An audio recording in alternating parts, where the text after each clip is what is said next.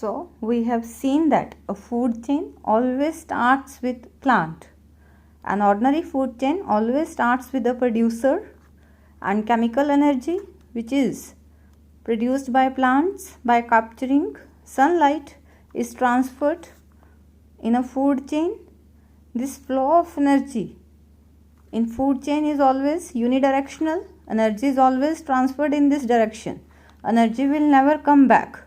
Plants are eaten by insects. Insects are eaten by frog. Frogs are eaten by snake, and snakes are eaten by eagle. So transfer of energy always occurs in this direction. Thus we can say that transfer of energy in food chain is always unidirectional. Generally, a food chain consists of 3 to more steps. It is starting with plants and ending with eagles. So in a common food chain, there are generally 3 to 4 steps only. Now let's study about trophic level. What is a trophic level? The various steps of a food chain are known as trophic level. Each step or each level of a food chain is known as trophic level. Let us take this example. It's a very simple food chain where plants are producers and being eaten by deer, and deer is being eaten by lion. In this food chain, it is starting with plants. In every food chain, first trophic level is formed by producers only.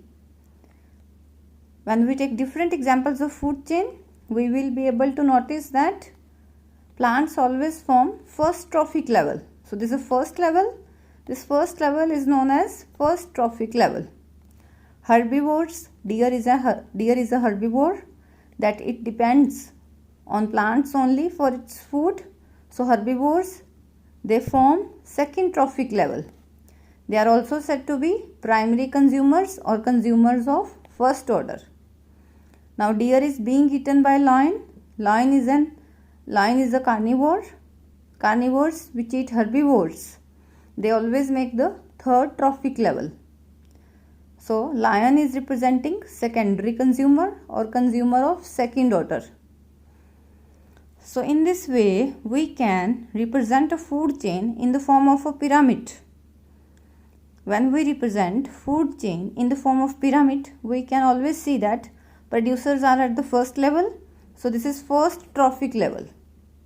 This is first trophic level. This is second trophic level. This is third trophic level. And we can also see that population of organisms at each trophic level keep on decreasing. We are getting a pyramid shape for a particular food chain. For every food chain, we will get a pyramid shape. This pyramid shape indicates that population of organisms at each level keep on decreasing. If we take a big pyramid, in this case we are taking example of another food chain.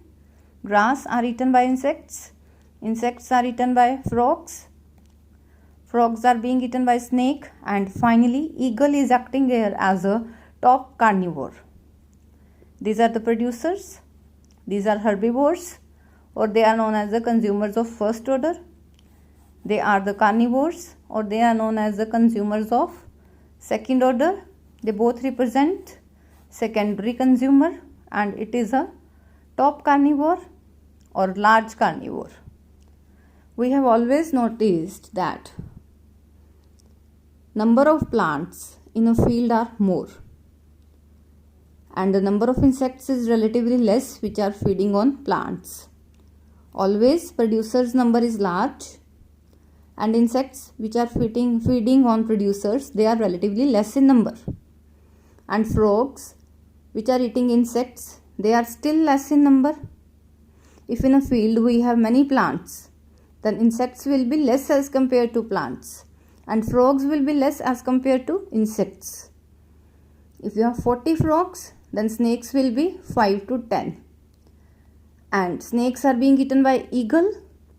In that particular area, there will be 1 or 2 eagles only which are feeding on snake. So when we move from one trophic level to another, there is decrease in population of organisms. This decrease in population of organisms is because there is decrease in transfer of energy at each trophic level. Here we are representing a food chain in the form of a pyramid. We are obtaining a pyramid because always the number of producers is maximum. Herbivores or the animals which are depending on producers for food, they are relatively less in number as compared to producers. And then carnivores, they are also less in number, and top carnivores will be 1 or 2 in a particular food chain. As there is a decrease in number of animals at each trophic level, so we can represent a food chain by a pyramid. Now question arises, why there is decrease in number in organisms? Why there is decrease in number of organisms at each trophic level? There is decrease in number of organisms at each trophic level because when energy is transferred from one level to another, this energy is transferred in a very less amount from one level to another.